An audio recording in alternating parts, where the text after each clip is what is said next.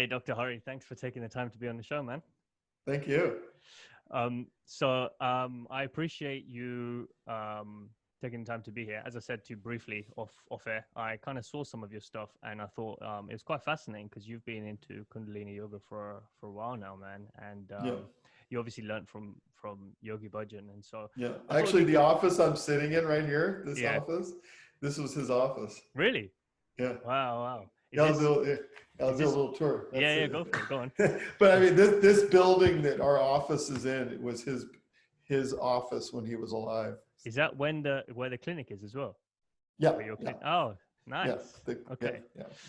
So I mean, it'll be good just to get I guess my probably first inclination is to ask you about what where you were born, because you obviously weren't Sikh from the get. Yeah, I was born here in Los Angeles, actually, and but it's like I've always been on a spiritual journey. I would say, like, even from the moment I was born, the hospital I was born in, it was right across from the Self-Realization Fellowship headquarters on Sunset. So I literally came in the world right on top of the Self-Realization Fellowship. It was just meant to be. That's insane. Yeah. So it's all aligned from the Mm-hmm. beginning. But what were I your guess, what were your parents like then? Like, I mean, were they practicing? Were they involved in any of that stuff? Like, what kind of no, my influence? parents were just like regular folks, and they were cool. They were like Reformed Jews. They came from the East Coast and they came here, and they, in the early '60s, California was the happening place. It still is, but back then it was like the new happening place. So yeah, so I grew up here and in the LA culture, and Yeah. I met Yogi Bhajan in 1980, and I got introduced to him. Well, it's interesting because I got the thing was, I didn't know anything about all this stuff, and I started having these wild dreams about this fat yogi, and I didn't even know what yogis were or what the hell was going on. And I was getting these dreams, and then all of a sudden I meet this guy, and I'm like, oh my God, that's the guy in my dreams. That's insane. What were So you? I was getting premonitions that something was going to happen before it happened. And where were you in your life at that point? Just when all Just that was going on? I had just graduated high school, and I was getting ready to go to college. Actually, I did go to college. So what happened is I went to the University of Oregon, and they were teaching Kundalini Yoga at the college.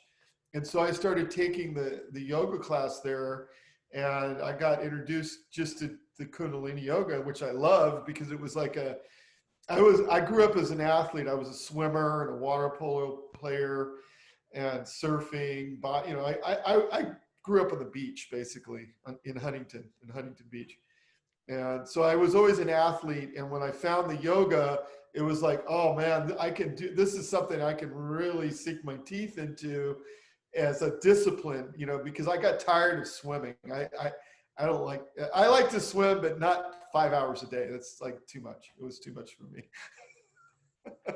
What is it that spoke to you about the that particular form of yoga? Because for me, when I did it, I'd done a couple of other forms before. Like, friends just said, "Oh, come along to this class and stuff." So I did it, like power yoga and all that kind of stuff. But I was like, it was when I did Kundalini that I was like, this speaks to me. Focusing on the breath, focusing on. Well, I mean, the biggest thing for me was it was the full package. You were getting a physical workout, but also you were getting mentally high and spiritually awake. So like it was a full package, So to me, it was like, then when I met Yogi Bhajan, I literally felt like he was my coach. I mean, I don't know, coach. He always said, "I'm not a guru. I'm just a teacher." Then people now say he's a guru. He wasn't a guru. He was a yoga teacher, but he was a kick-ass yoga teacher. Like, he kicked your butt. And I like that. I like getting pushed to my limits, and that's how he did it. And I think a lot of yoga does that. I mean, that's part of the yoga thing, is to push yourself to your limit and beyond your limit. to get beyond yourself, basically. Yeah, you go So beyond yourself. And the only way to go beyond yourself is to go beyond yourself. yeah, There's no yeah. other way. No, that So makes sense. So, was there any particular memories that come up for you when you kind of think back to that era in class it or that was kind of just stuff? really, it was exciting because it was new. Back then, yoga was not a known thing. It was very, people thought you were just a bizarre freak if you did yoga back then, you know, especially wearing a turban. I mean, when I first started wearing a turban, man, it was rough, man, because that was around the time of the Iran hostage thing, Scandal. Yeah, yeah, and yeah. so people in this country were very, let's say, I guess racist. I guess they were racist. I was getting called towelhead everywhere I went. That was like in 1980. And eventually, LA is different, but I was in Colorado, and people in Colorado are kind of like, they're like rednecks. A lot of rednecks there, and so it was a little rough then being a yogi and it was definitely a challenge, but I didn't care. Like, part of me was like, you know what? Because my parents wanted me to be just a regular person, right? And I'm like, you know what? I'm not going to be a regular person. I'm going to do whatever the fuck I want. I'm just going to do it. I don't care. This means more to me than all the wealth in the world, all the money. Because my parents were saying, well, we'll buy you a house. Don't move in the ashram. Because I actually moved into an ashram, and they were like, no, we want you to be a normal person. I'm like, no, sorry, not happening. I love that, man. I absolutely love that's where I'm at, like right now, mentally in my headspace as well, and that's what spoke to me when I started practicing yoga a lot more. You just fall into yourself, if that kind of makes sense. Like, you just like, Yeah, this is me. there's no better. This isn't a big adventure. To me, it's like I'm happy. That's the main thing. I'm happy. They call me Happy. That's my nickname. It's funny because my Actually, first daughter, when she was born, everyone who saw her, like, wow, that's such a happy baby. Her nickname was Happy. Actually, you know what? One of the things that stood out when I was watching some of your stuff on YouTube with Troy and a couple of your other videos, that's the one thing that stuck out to me. I was like, I like this guy's energy. His laugh is just contagious. Yeah, well, just laugh because when you the laugh. thing is, the yoga is supposed to make you happy. That's the number one thing. Happy, healthy, holy. That's Yeah, the yeah. 3HO, 3HO, right? yeah, yeah. And then Wim Hof has happy, healthy, strong. So I put it. So I do happy, healthy, holy, happy, healthy, strong. Yeah, that makes sense. Best of both worlds. Yeah, But yeah. what I guess what were your kind of biggest realizations whilst practicing, making that transition from not really being involved in that practice and then doing it and thinking, actually, wow, I want to go all in on this. Well, it was weird because a lot of this stuff started happening in dreams. I had a lot of dreams that were like prophetic dreams where I was living in India in like past lives, and I was with the Sikh gurus.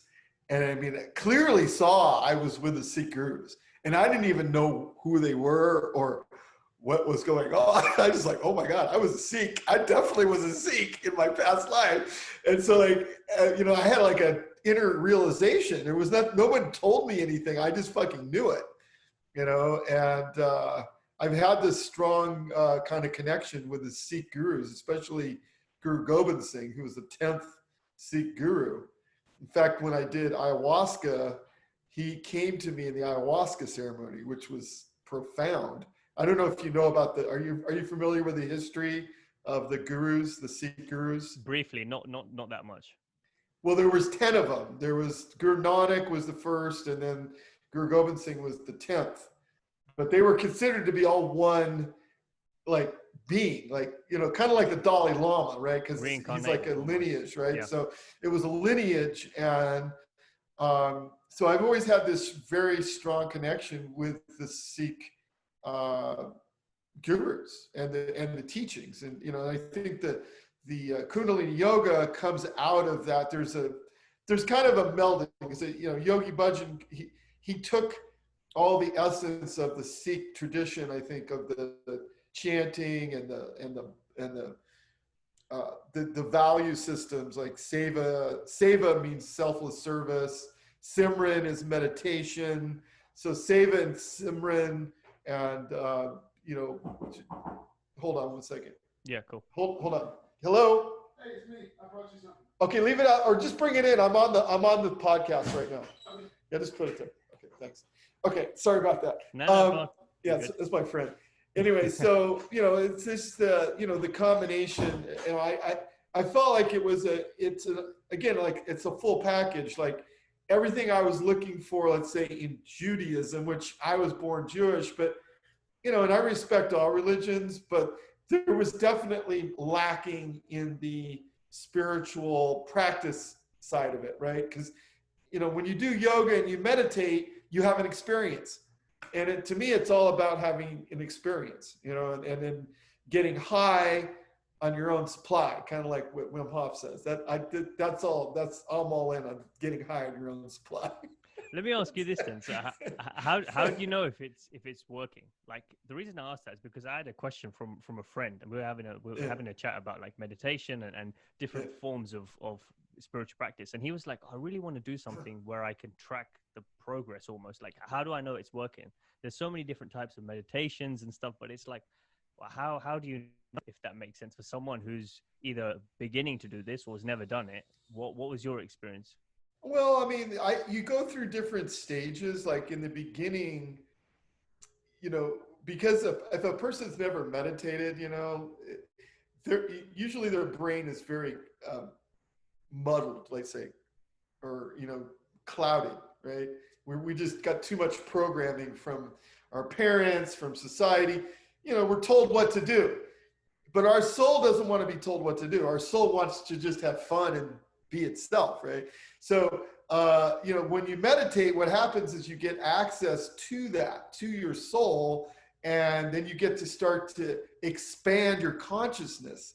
And so really, you can quantify it if you want, and there's definitely, medical things you can do, biohacking, this and that. And I'm into all that. I love all that stuff. But ultimately, really what it is your soul is free, where you can travel, through the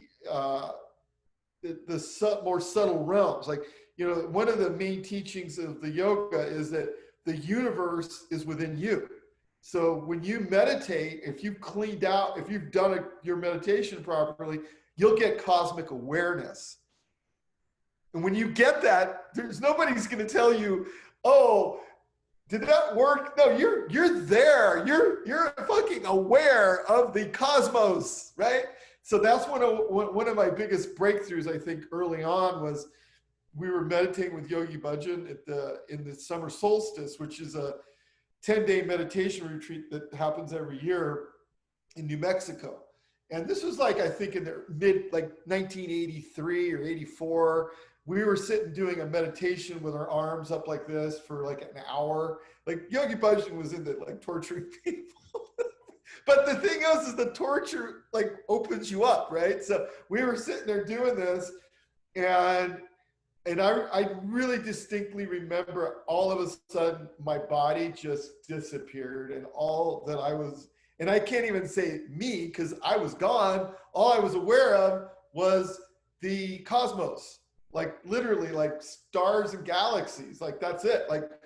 That's where you go when you get enlightened, right? And enlightenment is just a kind of a state of mind, right? But when you get deep in your meditation, and it was funny because at the end of that meditation, we were meditating, there was 2,000 people, right? And at the end of that meditation, he says, that's the first time you guys have meditated in 10 years. He'd been teaching at that point for 10 years. It was that's the first time you guys got it. You got it. And I was oh my God, because there was probably other people that were getting it. Because that's the other thing. When you meditate in a group, you get a resonance field that gets created that strengthens your own individual experience, right?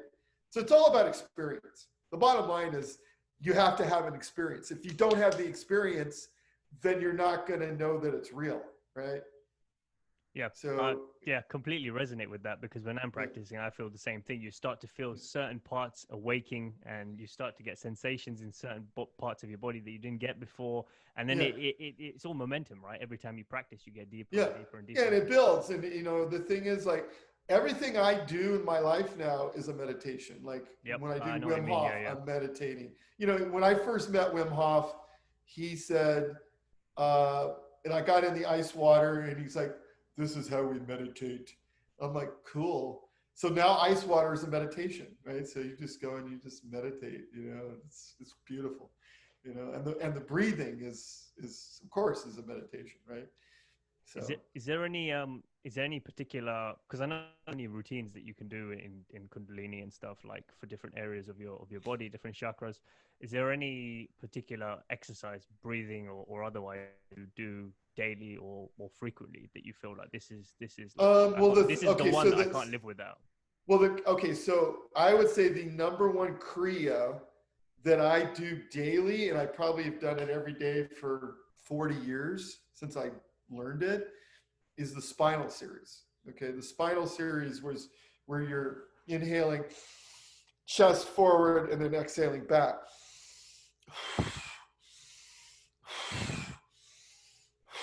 Like that. 3 minutes of that, 3 minutes of twisting, 3 minutes of grinding, like that. And then I do the life nerve stretch, which is like I love working on that, the man. That sciatic nerve yeah, that and just just you going can feel back and that. forth. That to me just sets me. If I do that and I do the spinal series and I do the Satkriya, so no, Yep. so no, Yeah. even just for 3 minutes. And that's the beautiful thing about Kundalini Yoga. It's not, you know, when he taught the yoga, one of the things he kept hammering on us was that the Kundalini Yoga is the yoga for a householder. So you don't have to, it's designed so you could do 3 to 11 minutes and get a powerful effect, just like you'd done a whole like hour long, you know, other style of yoga or something, you know. So like I try to do my yoga, literally my yoga typically is around 10 minutes a day of physical yoga, you know, and then I usually spend about an hour a day doing the pranayama, the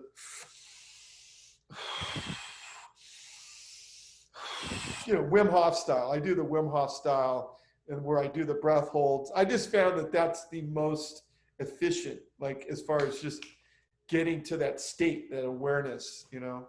I have a friend who I recently taught it to, who's also a yogi, and he told me yesterday that he had a full like God awakening doing the Wim Hof breathing. He was like, dude, I merged. He was a total merge. I was like, oh my God, that I is saw the so awesome. cosmos. Yeah. I mean, you know, that it's rare when that happens, but when it does, it's amazing. And that's what we're all kind of shooting for. It's like that, the prize at the end of the tunnel. Total. That's the thing though, right? Like Yeah. when people speak to you, you said that your nickname became Happy. Like that's Yeah. what people call you. So what would you say over the years has attributed to you maintaining that? Because I'm sure there's been situations where things haven't been Oh. so happy around Oh you yeah, externally. totally. I mean, I've gone to the depth. You know, when they say if you want to know the height, you need to know the depth. Yeah, yeah. I've definitely been to the depth, man. I would say the worst depth of anything that I've done was ayahuasca.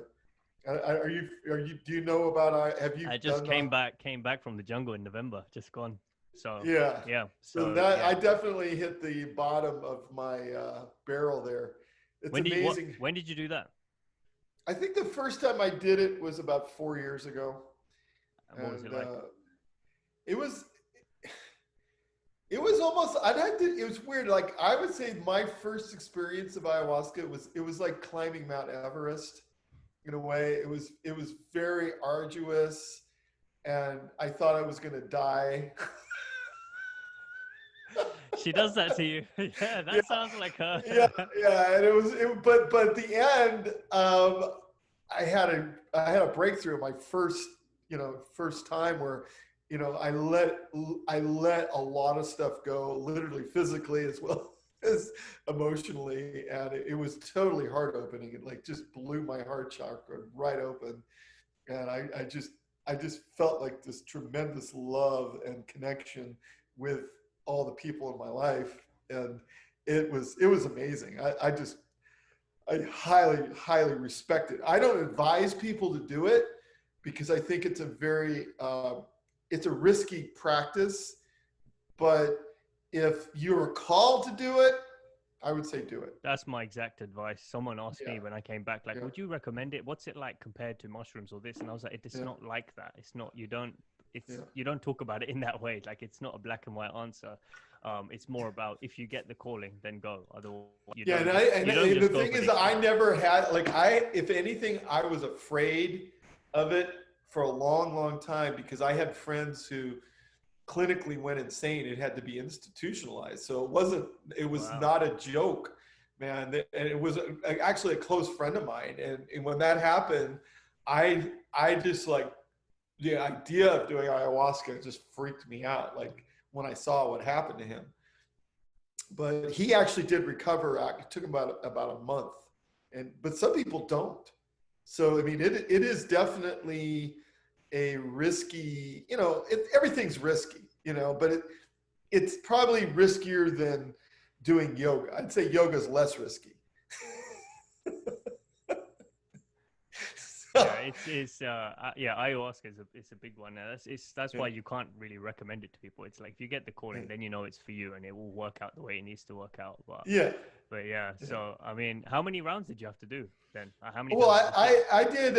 I probably done it about 30 times now, Wow. Okay. something like that. Because I kept going back, and I got pretty deep into the ayahuasca experience. I got to a point where, ayahuasca to me is no different than meditation. It's the same. Yep. It's like an accelerated version of meditation.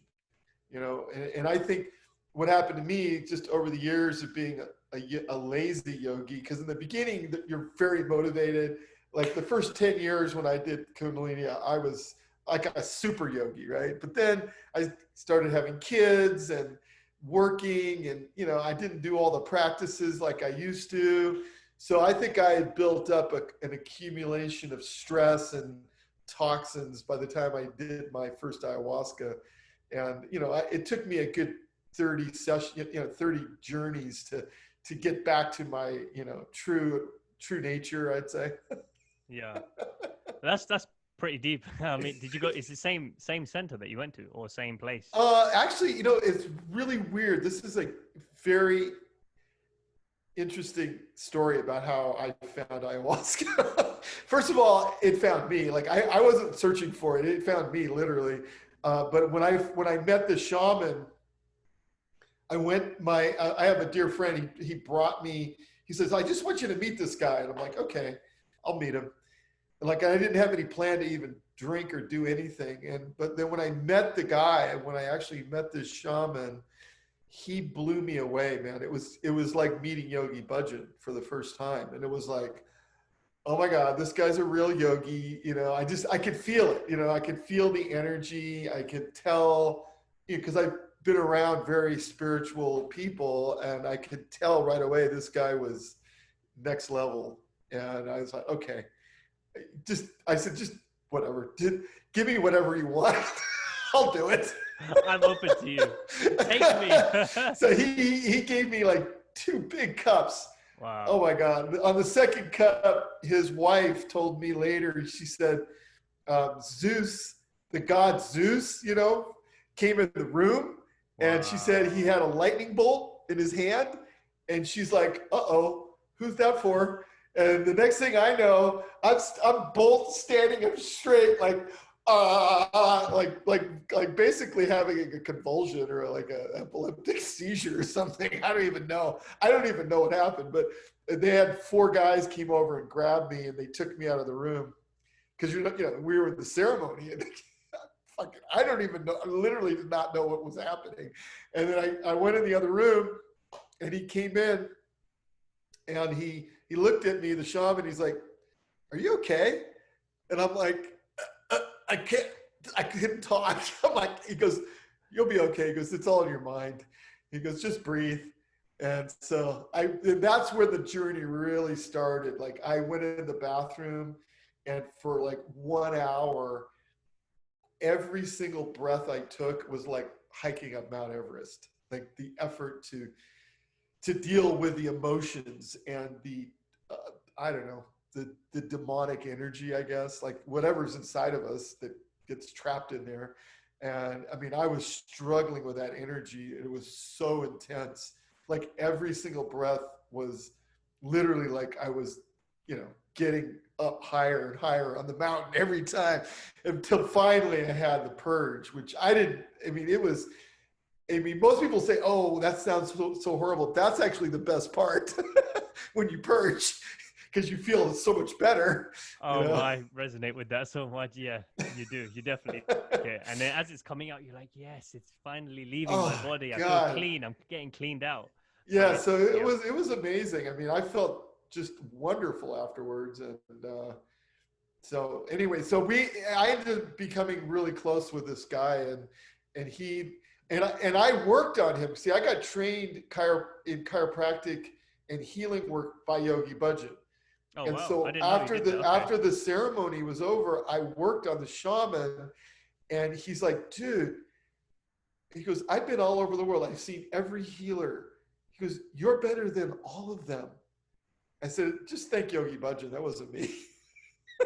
He just trained me. But then he wanted me to train all of his people. So we ended up setting up a training where all his top students came, and we did a training for like 10 days on the Big Island of Hawaii. And I just spilled out my guts on a lot of stuff that I knew, that I learned. So that was amazing. Did that just come naturally as a result of you studying with Yogi Bhajan? You just kind of fell into that? Because you kind of went to college and stuff, so I don't know if well, I got a degree as a chiropractor, so I went to college. I spent 10 years in school getting a degree. Wow. So I got a degree as a chiropractor, but the real education, every year when Yogi Bhajan was alive, he would meet with the chiropractors, and there was like a group of 10 or 20 of us that would meet every year, and we would spend a week with him, and he would just train us and teach us all this amazing healing stuff on how to work on the body and to change energy through your hands by working with the hands mostly. But he was open to all kinds of healing. So we had every kind of healer come and do trainings with us, as well as what he did. And so I got a lot of experience over the years just doing that. And so I've included all of that, of course, into my business, actually, what I do for a living. So yeah, so that brings me nicely onto the Transformational Healing Universe, right? Like that's the kick-ass clinic that you've got going. So where does that come into the picture then? Like, when did you decide, right, I'm gonna go all in on this? Well, again, this was another. This is a great story. I love this story. Okay, so what happened was, everything in life is mystical, the way I look at it. Like things just happen, and they don't make sense when they're happening, but then they happen. So what happened was, there was this woman that we had met several years ago, and we just, how you vibe with certain people. We just fell in love with this lady. My wife and me just fell in love with her. She was like a medicine woman who lived in Idaho, and she just loved us, and we loved her. And then what happened was, she met this woman who was very ill. She had very end-stage cancer, basically. And it was a really sad story. Like, she had this tumor the size of a 9-month baby, dude. And she was a really nice lady. She was a wife of a farmer in Iowa. And she, was exposed for decades to glyphosate. Glyphosate is the weed killer shit. And she told me everyone in that town dies from cancer because glyphosate is a carcinogen. So basically the lady that we met, she said, listen, go to LA and just let him help you, right? So she came, and she's like, just do whatever you want, anything you want, I'll pay for it. She was gonna die anyway, so it was like, just do whatever you want, right, as far as healing. So I just pulled out all the stops. We did everything, dude. Ozone therapy, PEMF, we were doing Rife, we were doing Rick Simpson, which is cannabis. But then, we did everything you could imagine, physical, right? But I said, listen, when you're this far along, there's only so much you can do physically. You have to do something spiritually. You have to have a breakthrough of some kind, right? So I said, listen, I know this shaman guy that does the toad, the 5-MeO. You know about the toad? Yep. So I knew this guy who did that type of shaman work. And I said, I think that would probably be really good. So we took her there, right? And so she did the medicine. Have you ever done it? Do you know? I haven't, but it's been highly recommended to me. But so Dude, I haven't had the chance to do it. It's amazing. But anyway, so she did a journey and had her experience, and then I did it, and oh my God, dude, that experience was like, it was the most crazy thing. Like I took the medicine, it's a vape, so you breathe it, right? Yeah. And like within 3 seconds, I was at the moment of the Big Bang of the whole universe.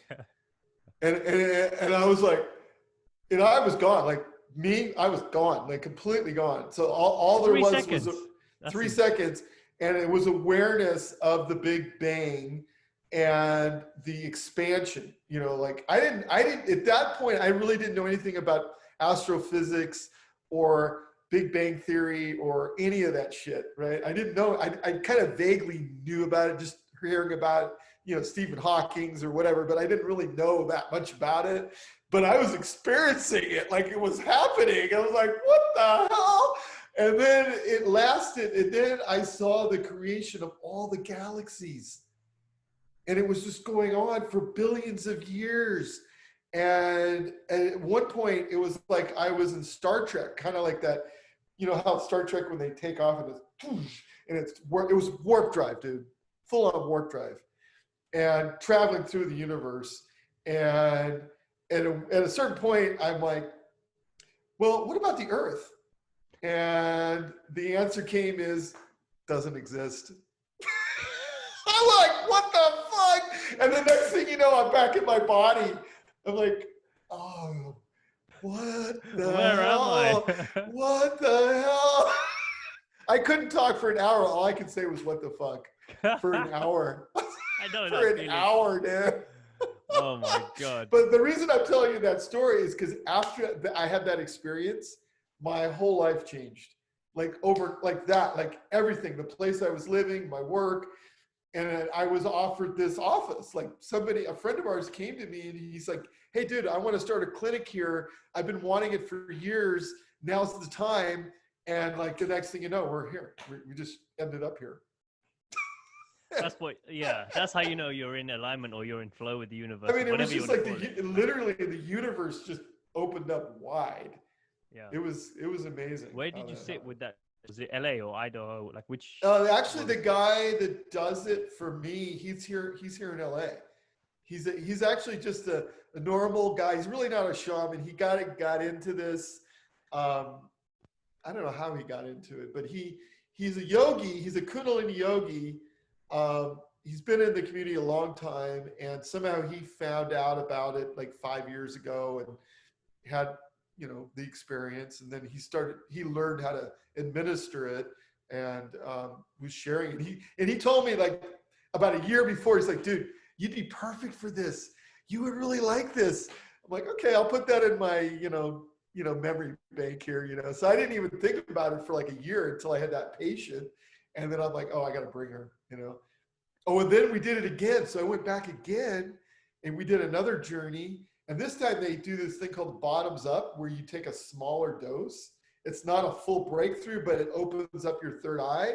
And so I was sitting with the patient. We were sitting eye to eye, and she took hers, I took mine, and we just stared into each other's eyes, like doing tantric yoga.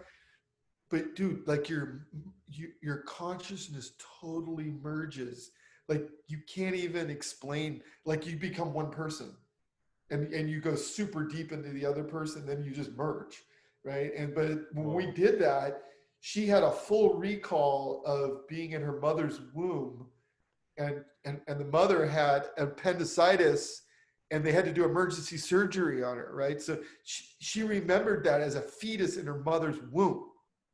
That's how deep this medicine is, dude. It was incredible. That's insane, because just when I'm meditating or just taking time to reflect, which I've been doing a lot of over the past year, that has been one of the reflections. Is what was it? If I could go back to my mother's, what would that feel like to be in? Because there was a level of consciousness there and before that, of course. Totally, dude. You don't bring those memories to the forefront of your brain when you're growing up. Like, that's just not there until you have an experience like that. But that fascinated me. I was like, what was it?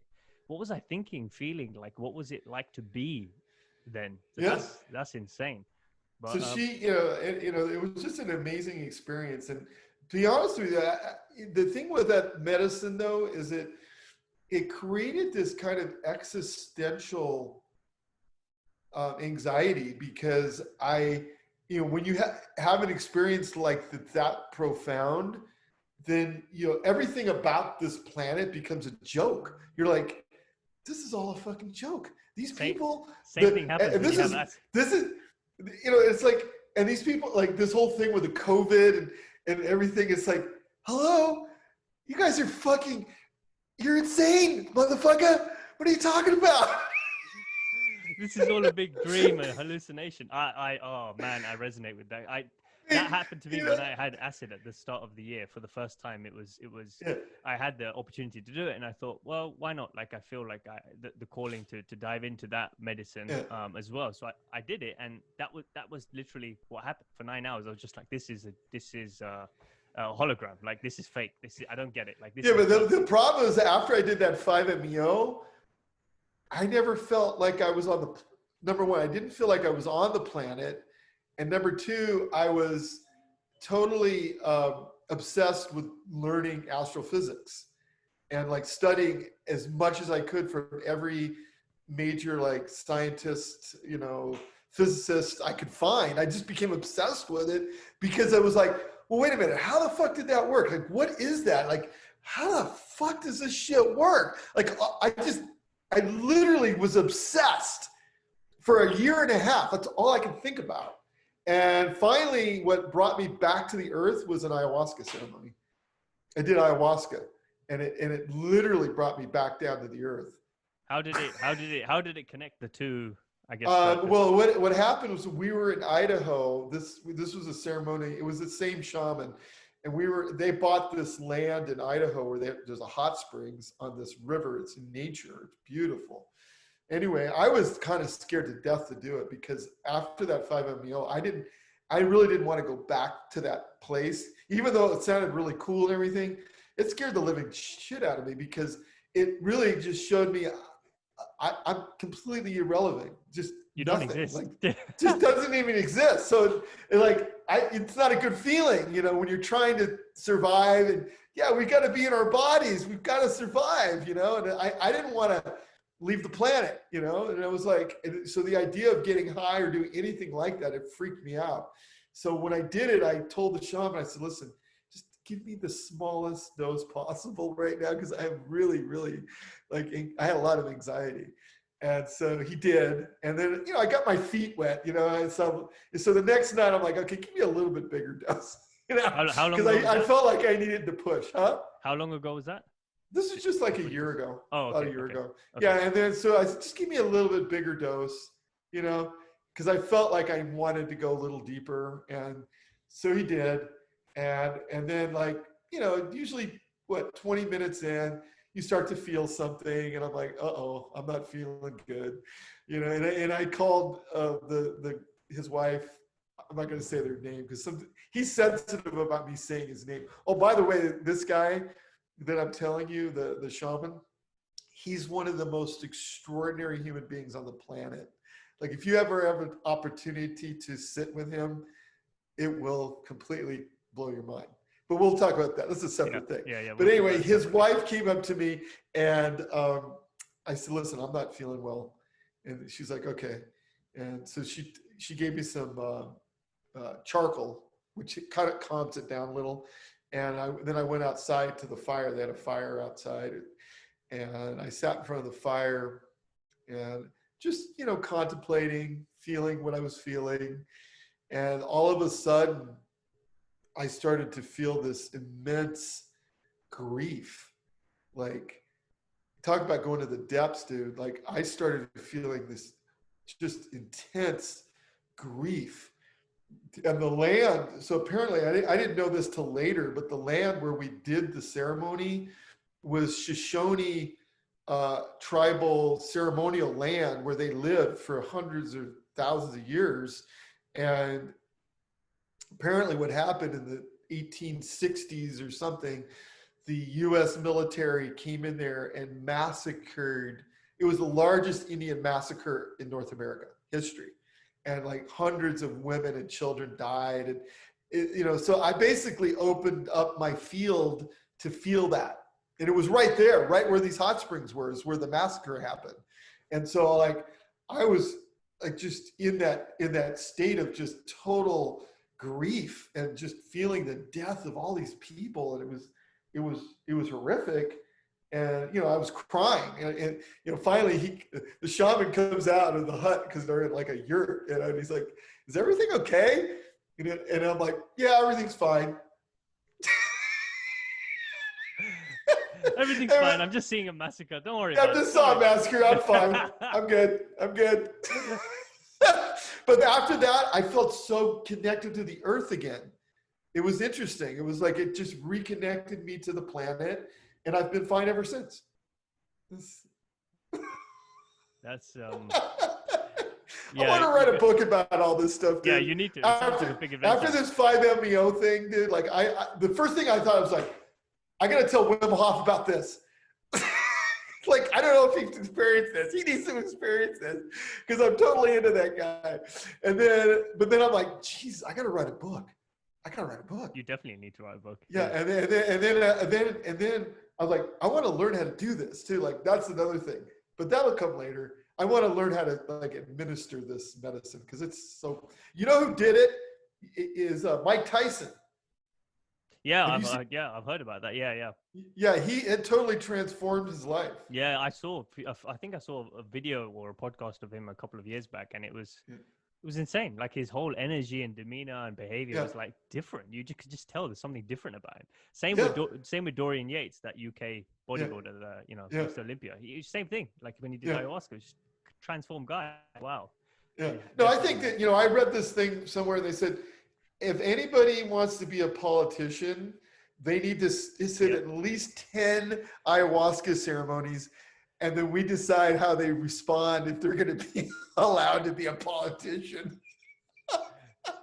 Dude, that's so true. So true. I've heard that as well.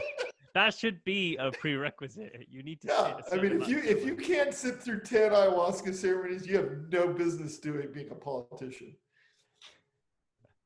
No, for sure. That would be interesting. That'd be interesting to see how the world would change. But so I am just having a look at the time because I know I feel like we got about 5 minutes. I got about 5 minutes. Yeah. I feel like I could talk to you forever, man. So, but I think I don't want to go into the details of what you have to offer there, even though it's absolutely mind-blowing with vibration, frequency, light. That stuff's amazing, and people need to know about it. But I think we should keep that for part 2 because that's probably going to be a long-ass conversation.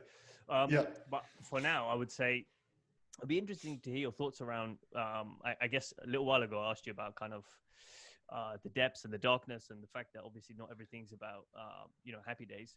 What is it that's helping you maintain your happiness day to day then? Like, is it a dialogue? Oh, definitely. The Wim Hof Method and the Kundalini Yoga. I mean, absolutely. I mean, that's my discipline. I get up, I breathe, I do my cold, I do my yoga. Yeah. That's it. If I do that, I'm on fire. Like, I'm literally on fire. Because I have to be in a really high state. When I come in this office, I have to be just buzzing with energy. That's the thing. It's like, you can't just be a normal, I can because I'm working on patients all day. I got to be a very high energy person and in a state of kind of ecstasy, right? Because I got to transmit that to the patient. So they have to feel like, oh, I'm getting healed, but that comes from me. It comes from me. Yeah.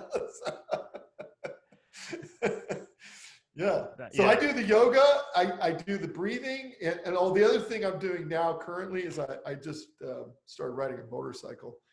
So I don't know if you've ever heard the book Zen and the Art of Motorcycle. No, I haven't.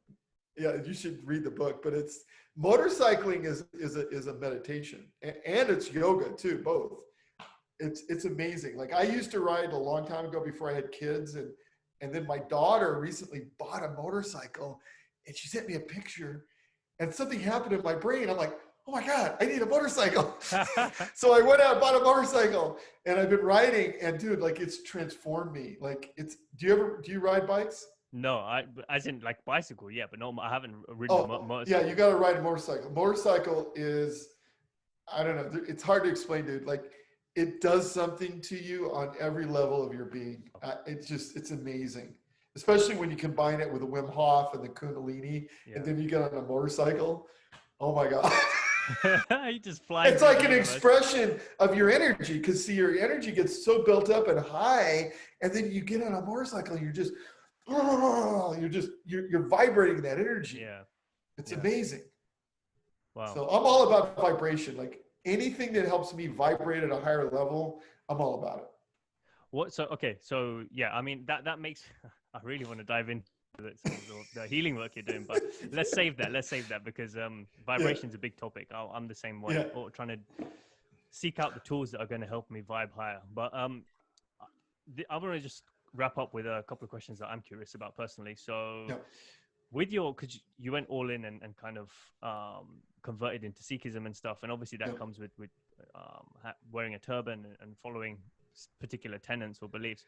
In terms of your name, how does that work? I've always been curious because even the teacher that I go to see, he was German, Kundalini Yoga, but then he obviously wears turban and stuff, but his surname's Khalsa as well.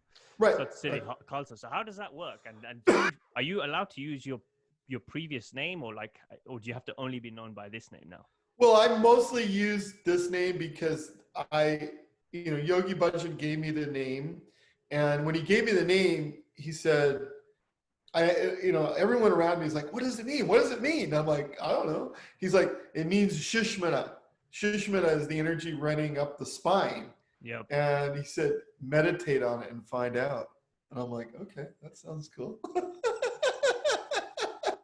That is a mantra as well, isn't it? In Kundalini. Yeah, I remember saying that. It was Har Hari, Yeah. So, I mean, I use my other name sometimes just for one of the things I found out that's very interesting. A lot of people who change their names may not know this, but your birth name is your like foundation on this planet. So I still relate to that name just because it's my foundation. It's who I was when I came in to this planet, right?